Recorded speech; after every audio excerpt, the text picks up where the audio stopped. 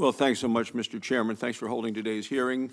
And we're going to consider the three nominees, as you mentioned, to serve on the Federal Energy Regulatory Commission.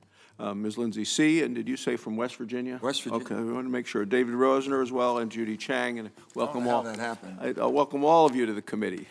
Ms. C. is an outstanding appellate lawyer. Has spent the last 7 years as Solicitor General of the Chairman's home state of West Virginia, and during that time she has overseen civil and criminal appeals in both the state and the federal courts. Ms. C. has fought tirelessly for affordable and reliable energy for all American families. She's argued cases before the U.S. Supreme Court. In one of those cases, she not only advocated on behalf of West Virginia, also advocated on behalf of my home state of Wyoming, and she won. From a young age, she has distinguished herself as a person of exemplary discipline, drive, and determination. Graduated summa cum laude from Patrick Henry College, then graduated magna cum laude from Harvard Law School, where she served as executive editor of the Harvard Law Review. Quite impressive. After law school, clerked for Judge Thomas Griffin of the U.S. Court of Appeals for the District of Columbia, and if confirmed, Ms. C. will bring her impressive experience working with complex statutes to the Commission. Ms. C. is well positioned to ensure that the Commission faithfully adheres to its statutory mandate. Mr. Rosner is a familiar face, knows the FERC's responsibilities firsthand. Since 2017, he's worked as an energy industry analyst at the Commission, and over the last 2 years, he's served as Commission's detailee to the majority staff here. During that time, Mr. Rosner has represented Chairman Manchin and worked constructively with my staff as well.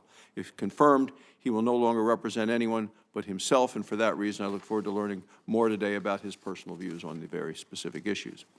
Ms. Chang is a self-described advocate of what she calls, quote, clean energy transition, close quote. Between 2020 and 2023, she developed energy and climate policies for the Commonwealth of Massachusetts.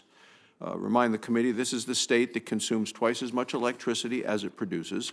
It's a state that benefits from the resolve of other states and other countries to produce the energy that Massachusetts needs and uses. And it's a state where residents pay among the highest electricity and natural gas prices in the nation. In 2023, households in Massachusetts paid 84% more than the national average for a kilowatt hour of electricity. They paid 40% more than the national average for a cubic foot of natural gas. Massachusetts has the third highest prices in the nation for both electricity and national gas, and consumers feel the high prices. On the basis of her previous statements, I'm concerned that she has paid far too little attention to these facts. In 2016, she said that the current low price of natural gas, she said, sends the wrong signal to achieve the objectives of Massachusetts policy. The policy was referring to was the state's radical climate agenda. In 2018, Ms. Chang said, as she asked, does it make sense to build more gas pipelines and gas plants? She responded just by saying, to me, it doesn't make sense.